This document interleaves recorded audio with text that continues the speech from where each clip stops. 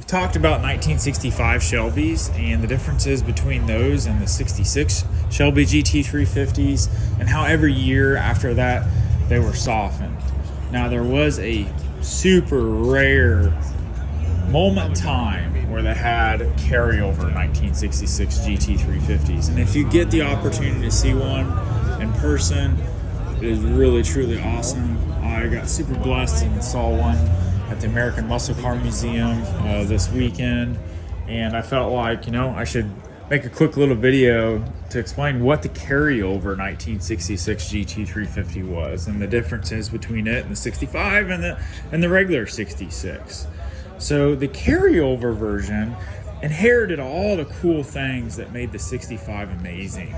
You had the Detroit locker rear, you had a lot of the features that made it a very track-worthy monster that the normal 66 slowly stripped away. And seeing one in person really, it's just like the perfect car, because you have, again, the functional side scoops, you have the different grille, you also have the 66 glass side windows, which in the 65s kind of had that, I don't know, I wasn't a huge fan of those. They look like they rattle. They had a lot of issues with those. I kind of like the cleanliness of the glass, and also the best part's the rarity of these cars. I mean, there was such a small batch of these that were made that it really makes them exclusive. They're extremely pricey cars, but to see one in person was really cool.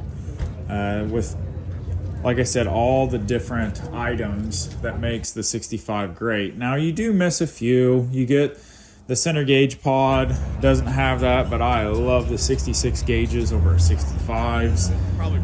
There was a lot of other features too that carried completely over. The exhaust, the override bars, which was extremely expensive and time consuming for Shelby to do, but that's just a neat feature how they cut through the body to make those. There was also a lot of the features like the Detroit locker that clanked and made a ton of noise, the couple inch drop on the front control arm to give it natural negative camber. It was just a really unique time, and it was really the last, I feel like, hoorah. If I was to write a love letter to Shelby, this was it.